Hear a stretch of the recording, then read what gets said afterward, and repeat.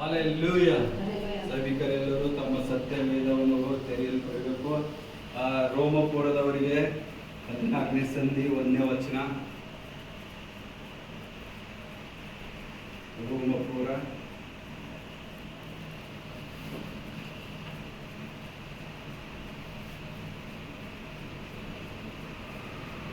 ಹೊಸ ಒಡಂಬಡಿಕೆಯಲ್ಲಿ ರೋಮಪುರದವರ ಪತ್ರಿಕೆ ಅಪೊಸ್ತಲರ ಕೃತ್ಯ ಆದ ನಂತರ ರೋಮಪುರದವರಿಗೆ ಇರುತ್ತೆ.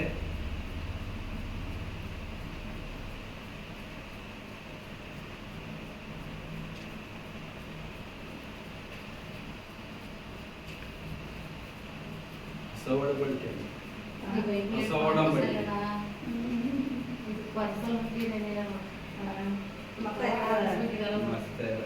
ಅಪೊಸ್ತಲರ ಕೃತ್ಯ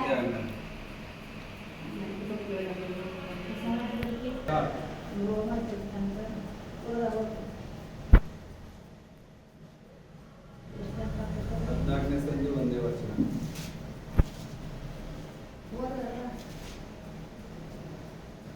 ನಂಬಿಕೆಯಲ್ಲಿ ದೃಢವಿಲ್ಲದವರನ್ನು ಸೇರಿಸಿಕೊಳ್ಳಿ, ಆದರೆ ಸಂದೇಹಾಸ್ಪದವಾದ ಕಾರ್ಯಗಳನ್ನು ಅವರ ಮುಂದೆ ಚರ್ಚಿಸಬೇಡಿ. ಆಮೇಲೆ ನೋಡಿ, ಇಲ್ಲಿ ಪೌಲನಾದ ಏನು ಬರೀತಾರೆ, ಪವಿತ್ರಾತ್ಮ ಭರಿತನಾಗಿ ನಂಬಿಕೆ ಇಲ್ಲ ದೃಢವಿಲ್ಲದವರನ್ನು ಸೇರಿಸಿಕೊಳ್ಳಬೇಡಿ, ಆದರೆ ಸಂದೇಹವಾದ ಕಾರ್ಯಗಳನ್ನು ಅವರ ಮುಂದೆ ಚರ್ಚಿಸಬೇಡಿರಿ. ಇಲ್ಲಿ ದೇವರು ಏನ್ ಹೇಳ್ತಿದ್ದಾನೆ, ಪವಿತ್ರಾತ್ಮ ಭರಿತನಾಗ ಅಂದ್ರ ಪೌಲ್ ಏನ್ ಹೇಳ್ತಾನ, ಸಭೆಗೆ ಪತ್ರ ಬರೆದಾಗ ಸಭೆಯಲ್ಲಿ ಈಗ ನೀವು ವಿಶ್ವಾಸಿಗಳಿದ್ದೇವೆ, ಇದ್ರಾಗ ಏನಿರ್ತದ, ನಾನು ದೊಡ್ಡ ಪೊಸಿಷನ್ದಾಗಿದ್ದೆ, ನನಗೆ ದೇವರು ಬಹಳ ಎಲ್ಲ ವರಗಳು ಕೊಟ್ಟನ, ನೀವು ಈಗ ಬದಲರಾಗಿ ಬಂದಿದ್ದೀರಿ. ಅದಕ್ಕ ಪೌಲ್ ಏನ್ ಹೇಳ್ತಾನ, ನೀನು ನೀನೇ ಅವು ಯಾರು ಹೊಸದಾಗಿ ಬರ್ತಾರಲ್ಲ, ಯಾರ ಸಭೆ ಯೇಸುವಿಗೆ ಹೊಸದಾಗಿ ನಂಬುತ್ತಾರ, ಹೊಸ ಮಗುವಿನಂಗೆ ಇರ್ತಾರಲ್ಲ, ಅವ್ರ ಮುಂದೆ ಏನ್ ಮಾಡಂತ ದೇವರು ಅವ್ರಿಗೆ ಸೇರಿಸಿಕೊಳ್ಳಿರಿ, ಆದ್ರ ನಿಮ್ಮದೇ ಆದ ಚರ್ಚೆ ಮಾಡ್ಬೇಡ್ರಿ ಅಂತಾರ ಅವ್ರ ಮುಂದೆ. ಯಾಕಂದ್ರ ಅವ್ರಿಗೆ ತಿರಸ್ಕಾರ ಮಾಡ್ಬಾರ್ದು, ಯಾಕಂದ್ರೆ ಅವ್ರಿಗೆ ಜ್ಞಾನ ಕಡಿಮೆ ಇರ್ತದ. ಅವರು ದೇವರನ್ನು ಅಂಗೀಕರಿಸಿದ್ರೆ ಯಾವಾಗ ಅಂದಾಗ, ಯೇಸು ಕ್ರಿಸ್ತನನ್ನು ಅಂಗೀಕರಿಸಿದಾಗ ಏನಾಗ್ತದ, ನಾವು ಯಾರಂದ್ರೆ ನಮ್ಗೆ ಎಕ್ಸ್ಪೀರಿಯನ್ಸ್ ಆಗಿದಂತಲ್ಲ, ನಾವು ಜಾಸ್ತಿ ಹೋಗ್ತಿರ್ತೀವಿ, ಆದ್ರೆ ಹೊಸ ಬಂದರಿಗೆ ಏನಿರ್ತದ ಅವ್ರಿಗೆ ಗೊತ್ತಾಗಲ್ಲ. ಹಾಗಾಗಿ ದೇವರು ಏನ್ ಹೇಳ್ತಾನೆ ಇಲ್ಲಿ, ಅಂತವರ ಬಗ್ಗೆ ನೀವು ಅವ್ರಿಗೆ ಹೇಳಿ ಸಪೋರ್ಟ್ ಮಾಡ್ಬೇಕು. ನಾ ಬಹಳ ದೊಡ್ಡ ಪೋಸ್ಟ್ ನಲ್ಲಿ ಇದ್ದಿದೆ, ನಾ ದೊಡ್ಡದಾಗಿದೆ, ನಾ ಮಿರಿಕಲ್ ಮಾಡ್ತೆ, ಹೀಲಿಂಗ್ ಮಾಡ್ತೆ, ನೀ ಈಗೆಲ್ಲೋ ನಂಬಿಗಸ್ತನಾಗಿದ್ದು ಬಂದೆ ಅಂತ ಹೇಳಿ ಆತನಿಗೆ ತಿರಸ್ಕರಿಸಬಾರ್ದು. ತಿರಸ್ಕರಿಸಿದ್ರ ದೇವರಿಗೆ ಅಸಹ್ಯವಾದ ಕಾರ್ಯ ಅದ. ಯಾಕಂದ್ರ ನಾವು ಎಲ್ಲ ಊಟ ಉಳ್ಳವರಾಗ್ತೇವ, ಆದ್ರ ಅವ್ರೇನಾಗ್ತಾರ, ತರಕಾರಿ ತಿನ್ನುವರಾಗ್ತಾರೆ. ಯಾಕಂದ್ರೆ ಚಿಕ್ಕ ಮಕ್ಕಳು ಹೆಂಗಿರ್ತಾರ ಆ ರೀತಿಯಾಗಿ. ಅದಕ್ಕ ಅವ್ರ ಜೊತೆ ರಹಸ್ಯವಾಗಿ ಮಾತಾಡೋಕ್ಕಿಂತ ಮೊದಲು ಅವ್ರ ಜೊತೆ ಸರಿ ಸಮಾನಾಗಿ ನಿಲ್ಲಬೇಕು. ನಾವು ಅದೇ ನೋಡುವಾಗ ಮತ್ತಾಯ 7ನೇ ಸಂಧಿ ತೆಗಿರಿ, ಅಲ್ಲಿ ದೇವರು ಸ್ಪಷ್ಟವಾಗಿ ಹೇಳಿದಾನ ಯಾವ ರೀತಿಯಾಗಿ ನಾವು ಅನ್ಯೋನ್ಯತೆಯಾಗಿ ನಡ್ಕೊಂಡು ಹೋಗ್ಬೇಕು ಇನ್ನೊಬ್ಬರ ಜೊತೆ ಅಂತ ಹೇಳಿ ಅಲ್ಲಿ ದೇವರು ಮಾತಾಡುವಂತನಾಗಿದ್ದಾನೆ. 7ನೇ ಸಂಧಿ 1ನೇ ವಚನ. ನಾವು ಯಾವ ರೀತಿಯಾಗಿ ತೀರ್ಪು ಮಾಡಬಾರ್ದು, ಯಾರಿಗೆ ಇನ್ನೊಬ್ರಿಗೆ ಹೆಂಗ್ ತೀರ್ಪು ಮಾಡ್ಬೋದು, ನಮಗೂ ತೀರ್ಪು ಆಗ್ತದ ಅಂತ ಹೇಳಿ ಆತನು ಆ ಮೂಲಕವಾಗಿ ಹೇಳಲ್ಪಟ್ಟಿದ್ದಾನೆ. ಓದ್ರಿ ಮತ್ತಾಯ 7ನೇ ಸಂಧಿ 1ನೇ ವಚನ. ತೀರ್ಪು ಮಾಡಬೇಡಿರಿ ಹಾಗೆ ನಿಮಗೂ ತೀರ್ಪು ಆಗ್ತದ. ಇಲ್ಲಿ ರೋಮಪುರದ ಒಂದ್ರಾಗ ಏನ್ ಹೇಳ್ತಾನ, ಅದೇ ಸಭೆಯಲ್ಲಿ ಯಾರು ದೃಢಪಡಿಸುವುದಿಲ್ಲ ಅವ್ರಿಗೆ ಸೇರಿಸಿಕೊಳ್ಳಿರಿ, ಯಾಕಂದ್ರೆ ಅವ್ರು ಹೊಸದಾಗಿರ್ತಾರ. ಅದಕ್ಕೆ ನೀವು ತೀರ್ಪು ಮಾಡಕ್ ಹೋದಿರಲ್ಲ, ದೇವ್ರು ಏನಲ್ಲತಾನ ಹಾಗೆ ನಿಮಗೂ ತೀರ್ಪು ಆಗಬಹುದು. ಹೆಂಗ, ಇವತ್ತು ನೀವನಿಗೆ ಸಿಟ್ಟಾಗಿ ಬೈದಿರ್ಬೋದು, ಅವಮಾನ ಮಾಡಿರ್ಬೋದು, ಅದೇ ಅವಮಾನ ಏನ್ ಮಾಡ್ತಾನ, ತಿರುಗಿ ನಿನಗೂ ಬರ್ಮಾಡ್ತಾನೆ. ಯಾಕಂದ್ರ ನಿನ್ಕಿಂತ ಹೆಚ್ಚಾಗಿ ಜ್ಞಾನವಂತ ಇನ್ನೊಬ್ಬ ಇರ್ತಾನೆ ನಿನ್ ಮ್ಯಾಲ, ಆತನ ಏನ್ ಮಾಡ್ತಾನ, ನಿನಗ ತಿರಸ್ಕರಿಸ್ತಾನ. ಮತ್ತೆ ಮುಂದೋಗಮ್ಮ, ಹಾಗೆ ನಿಮಗೂ ತೀರ್ಪು ಆಗುವುದು. ನೀವು ಮಾಡುವ ಇಲ್ಲ ಅಲ್ಲಿ ನೋಡಿ 2ನೇದು, ನೀವು ಮಾಡುವ ತೀರ್ಪಿಗೆ ಸರಿಯಾಗಿ ನೀವು ತೀರ್ಪಾಗುವುದು. ನೀವೇನ್ ತೀರ್ಪು ಮಾಡ್ತೀರಿ ಅದೇ ತೀರ್ಪು ಏನ್ ಮಾಡ್ತದೆ, ನಿಮ್ಗ ತಿರುಗಿ ನಿಮಗೆ ತೀರ್ಪು ಆಗುವಂತದ. ನೆಕ್ಸ್ಟ್ ಹೋದ್ರಿ, ನೀವು ಅಳೆಯುವ ಅಳತೆಯಿಂದ ನಿಮಗೂ ಅಳೆಯುವರು. ನೀವು ಅಳೆಯುವ ಅಳತೆಯಿಂದ ಯಾರಿಗೆ ನೀವು ಎಷ್ಟು ಕೀಳಾಗಿ ನೋಡ್ತೀರಿ, ಎಷ್ಟು ದೊಡ್ಡವನ ಎಷ್ಟು ಸಣ್ಣವನ, ರಿಚ್ ಪೀಪಲ್ಗೆ ಎಲ್ಲಿ ಕೂಡಿಸ್ತೀರಿ, ಪೂವರ್ ಪೀಪಲ್ಗೆ ಎಲ್ಲಿ ಕೂಡಿಸ್ತೀರಿ, ಶ್ರೀಮಂತಿಗೆ ಎಲ್ಲಿ ಕೂಡಿಸ್ತೀರಿ, ಮತ್ತ ಬಡವನಿಗೆ ಎಲ್ಲಿ ಕೂಡಿಸ್ತೀರಿ. ವಾಕ್ಯದ ಭಾಗ್ಯದ ಮಾತಾಡ್ತಾ ಇದ್ದ ದೇವರಿದು ಸಾಮಾಜಿಕವಾಗಿ ಗರೀಬು ಅಮೀರಿ ಬಗ್ಗೆ ಮಾತಾಡ್ತಾ ಇಲ್ಲ. ದೇವರು ವಾಕ್ಯದ ಮೂಲಕದಲ್ಲಿ ಇವತ್ತು ನೀವು ಹೊಸದಾಗಿ ಸಭೆಗೆ ಬಂದಿದಿ, ನಿನಗೆ ಜಾಸ್ತಿ ದೇವರ ಬಗ್ಗೆ ಯೇಸುವಿನ ಬಗ್ಗೆ ಗೊತ್ತಿಲ್ಲಲ್ಲ, ಅದ್ರ ಬಗ್ಗೆ ದೇವ್ರು ಮಾತಾಡ್ತಾ ಇದ್ದಾನ. ನೀ ಅವನಿಗೆ ಏನ್ ತೀರ್ಪು ಮಾಡ್ತಿ ಅದೇ ತೀರ್ಪು ನಿನಗೂ ಮಾಡಲ್ಪಡ್ತದ.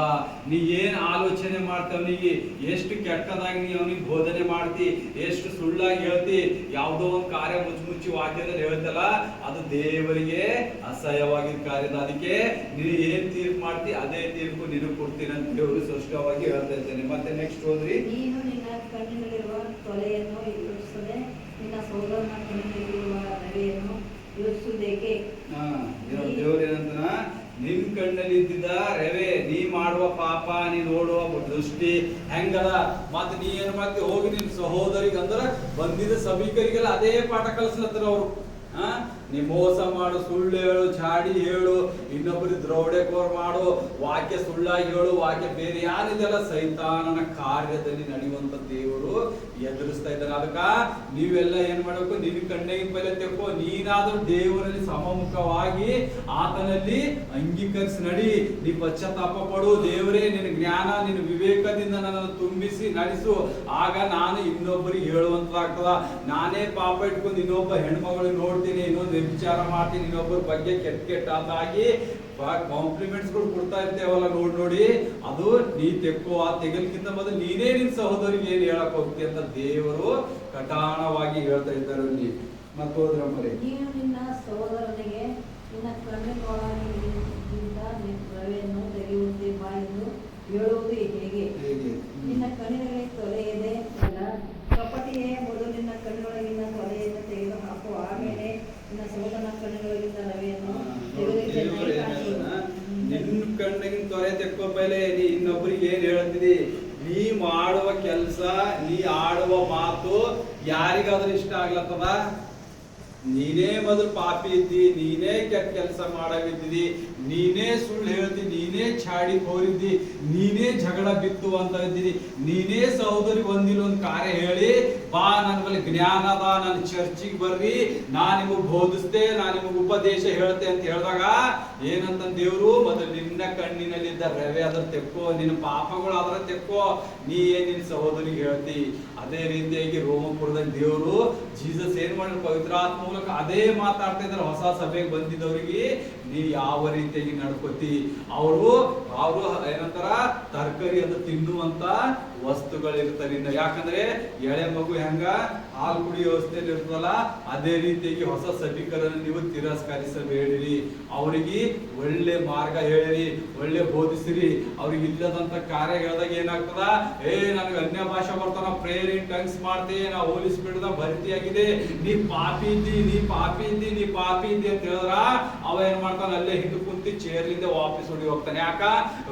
ಇವರೇ ಪವಿತ್ರ ಆತ್ಮ ಬರೀತಾರ, ಇವರೇ ದೇವ್ರಿಗೆ ಕಂಡು ಬಂದಾರ, ನಾ ಪಾಪಿ ಇದ್ದೇನ, ಪಾಪದೊಳಗೆ ಹೋಗ್ತೆ, ಮತ್ ನಾ ಏನಾದ ಕೆಲಸ ಇಲ್ಲ ಅಂತ ಏನ್ ಮಾಡ್ತಾನವ, ಹೊಸ ಬಂದಿದಂತ ಏನ್ ಮಾಡ್ತಾನ, ಎದ್ದಿ ತನ್ನ ಮನೆಗೆ, ತನ್ನ ಹಳೆ ಕಾರ್ಯಕ್ಕೆ ಸೈತಾನ ಎಲ್ಲಿ ಕೂಡಿಸ್ತಿತ್ತಲ್ಲ ಅದೇ ಕೆಲಸ. ಯಾಕಂದ್ರ ಇವ್ರಿಗೆ ಪವಿತ್ರಾತ್ಮ ಬಂದಾರ, ಇವರಿಗೆ ದೇವ್ರ ವಾಕ್ಯ ಗೊತ್ತದ, ಇವರೇ ದೇವ್ರ ಜೊತೆ ಮಾತಾಡ್ತಾನ ಅಂತೇಳಿ ಹೆಮ್ಮೆ ಕೊಚ್ಕೋಬೇಡ್ದು. ಯಾರು ಸಭೆಗೆ ಬರ್ತಾರಲ್ಲ ಹೊಸರಾಗಿ, ಆ ಸಹೋದರನ್ನು ನೀವು ಅದೇ ರೀತಿಯಾಗಿ ನಡೆಸ್ಕೋಬೇಕು. ಯಾವ ರೀತಿಯಾಗಿ, ನೀನು ಸಮ್ಮುಖದಲ್ಲಿ ನಿನಗೆ ಅನ್ಯ ಭಾಷೆ ಬರಲಿಕ್ಕಿಂತ ಮೊದಲು, ನಿನ್ನ ಜ್ಞಾನ ವಿವೇಕ ಉದಯ ಆಗಕ್ಕಿಂತ ಮೊದಲು, ನೀನ್ ದೇವರಿಗೆ ಅರಿಯಕ್ಕಿಂತ ಮೊದಲು ಹೆಂಗ ಪಾಪದಲ್ಲಿ ಇದ್ದಲ್ಲ, ಆ ದಿನಗಳು ನೆನೆಸ್ಕೊ. ನಿನಗೆ ಹೆಂಗ ದೇವರು ಹಂತ ಹಂತವಾಗಿ ನಿನ್ನನ್ನು ಏನ್ ಮಾಡ್ದ, ಒಂದು ಮಾರ್ಗದಲ್ಲಿ ನಡೆಸ್ದ. ಆತನ ಹೆಸರು ನಿನಗೆ ಕೊಟ್ಟ, ಆ ಹೆಸರಿನಿಂದ ನೀ ಏನ್ ಮಾಡ್ದಿ, ಈ ಲೋಕಕ್ಕೆ ಪ್ರಸಿದ್ಧಿ ಆಗ್ತಾ ಹೋಗ್ತಿ.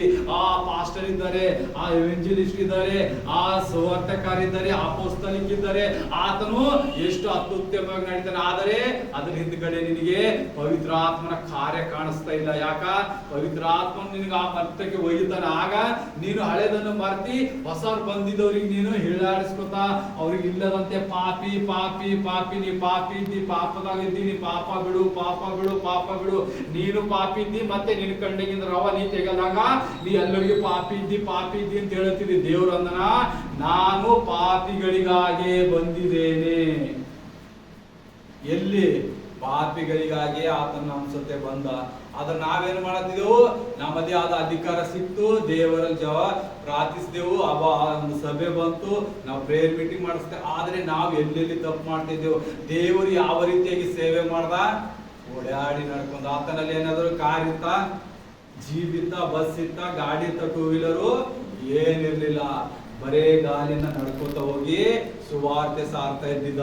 ಆ ಸುವಾರ್ತೆ ಸಾರುವಾಗ ಆತನು ಪ್ರಯಾಸ ಪಟ್ಟಿದ್ದು ಎಷ್ಟು 3-4 ತಿಂಗಳು ಮಾತ್ರ ಸೇವೆ ಮಾಡಿದ್ದಾರೆ. ಅದರಲ್ಲಿ ಅವನ ಹತ್ರ ಎಷ್ಟು ಲಕ್ಷ ಗಂಟ್ಲೆ ಜನರು.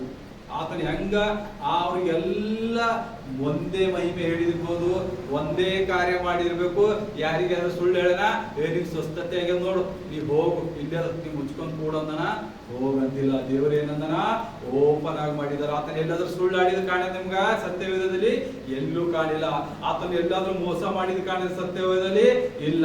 ಆದರೆ ಈಗಿನ ಪಾಸ್ಟರ್ಗಳು, ಈಗಿನ ಅಪೋಸ್ತಲರಾಗ್ಲಿ, ಈಗಿನ ಪ್ರಾಫಿಟ್ಗಳಾಗ್ಲಿ ದುಡ್ಡಿಗೆ ಆಸೆ ಬಿದ್ದು ಸಭೆ ಹೆಚ್ಚಿಗೆ ಬೆಳಿಬೇಕಂತ ಹೇಳಿ ಆತರ ಆದಾಯ ನೋಡಿ ಮಕ್ಕಳ ಏನಂತಾರ ಸಭೆಗಳಿಗೆ ಏನ್ ಮಾಡ್ತಾರ, ಸಭಿಕರಿಗೆ ವಂಚಿಸುತ್ತಾ ಇದ್ದಾರೆ.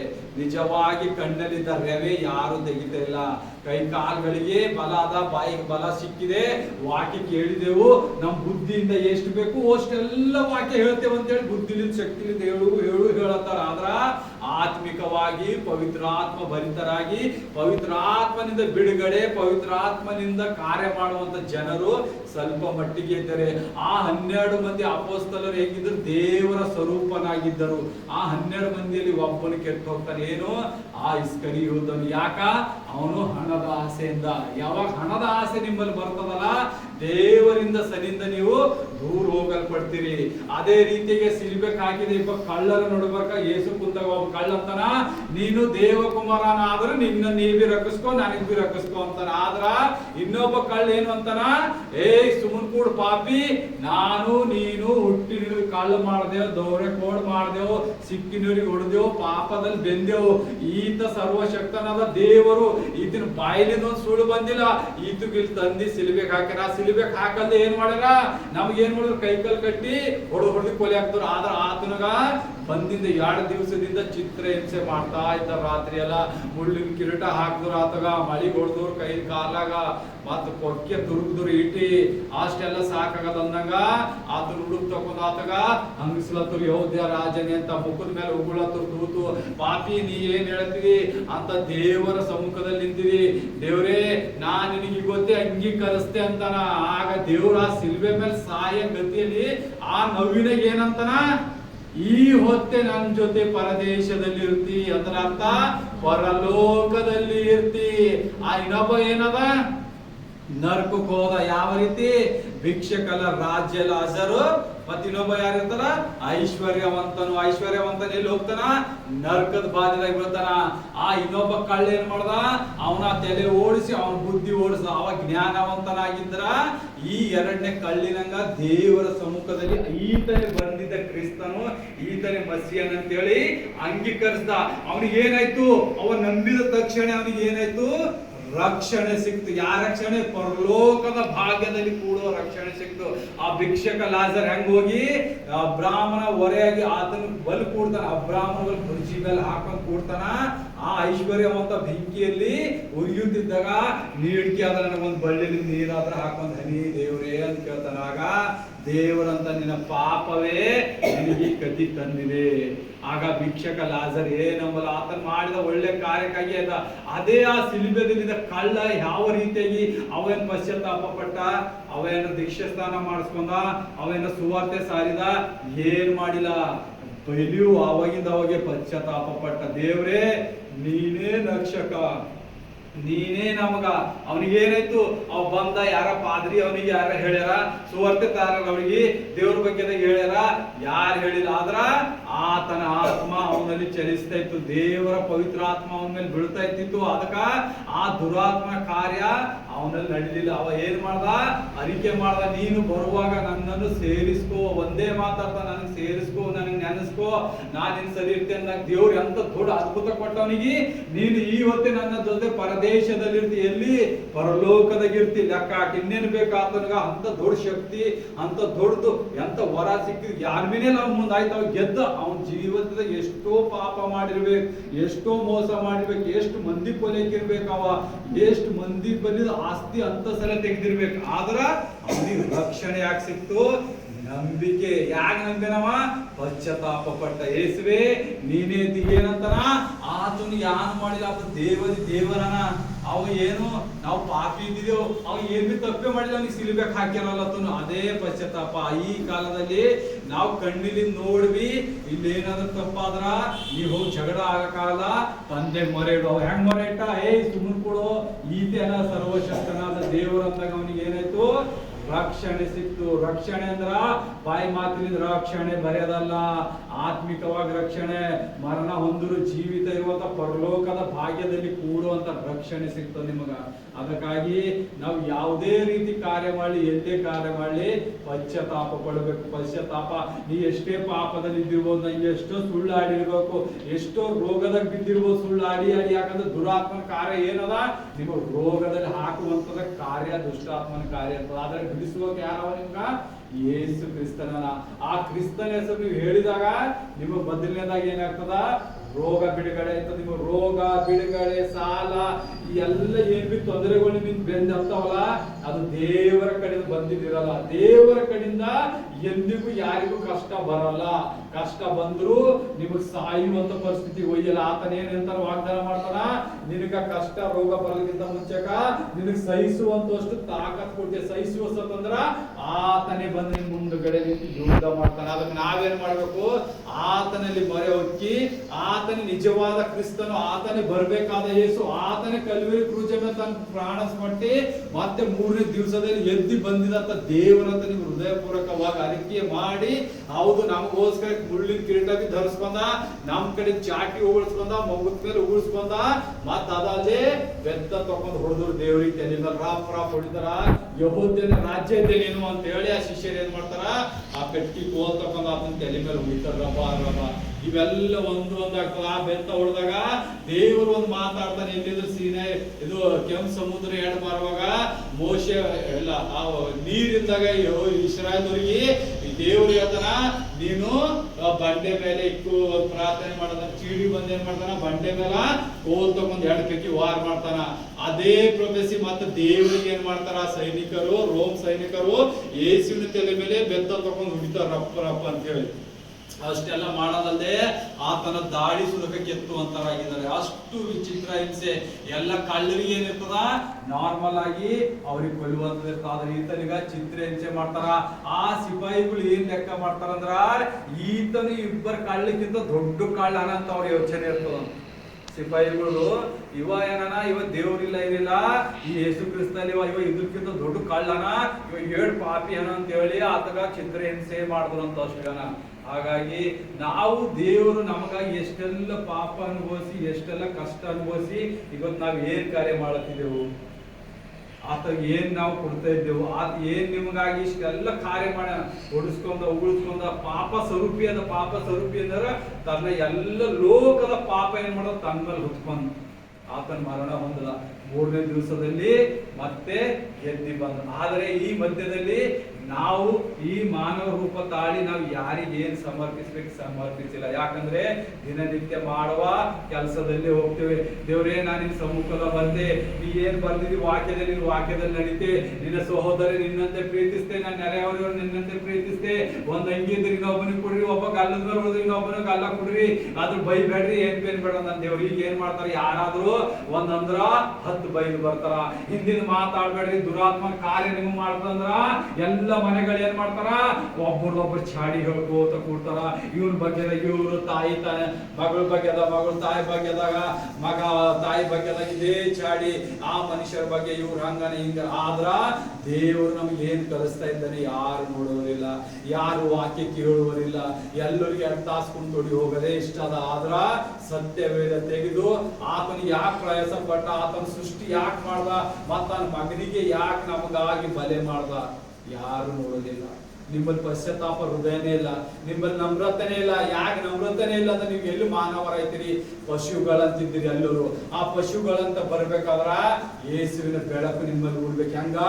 ಜೀವ ಆತನೇ ಏನನ ಆದಿಯಿಂದ ಏನನ ನಾನೇ ಬೆಳಕಾಗಿದ್ದೇನೆ. ಆ ಬೆಳಕು ಕತ್ತಲನ್ನು ಮುಸುಕುತ್ತದೆ. ಯಾಕೆ ನಿಮ್ಮ ಮನಸ್ಸಿನಲ್ಲಿ ಕತ್ತಲದಲ್ಲ, ನಿಮ್ಮಲ್ಲಿ ಬೆಳಕು ಬರ್ಬೇಕಂದ್ರ ಆತನ ಹೆಸರು ಹೇಳ್ಬೇಕು. ಯೇಸುವೆ ನನ್ನ ಹೃದಯದಲ್ಲಿ ಇಳಿದು ಬಾ ಅಂದಾಗ ಮಾತ್ರ ನಿಮ್ಮಲ್ಲಿದ್ದ ಕತ್ತಲು ಹೋಗಿ ಆತನ ಪರಿಶುದ್ಧತೆ ನಿಮ್ಮಲ್ಲಿ ಇಳಿದು ನೀವು ಬೆಳಕಾಗಿ ಬೆಳಕಿನಲ್ಲಿ ನಡೆಯುವರಂತರಾಗಿರ್ತೀರಿ.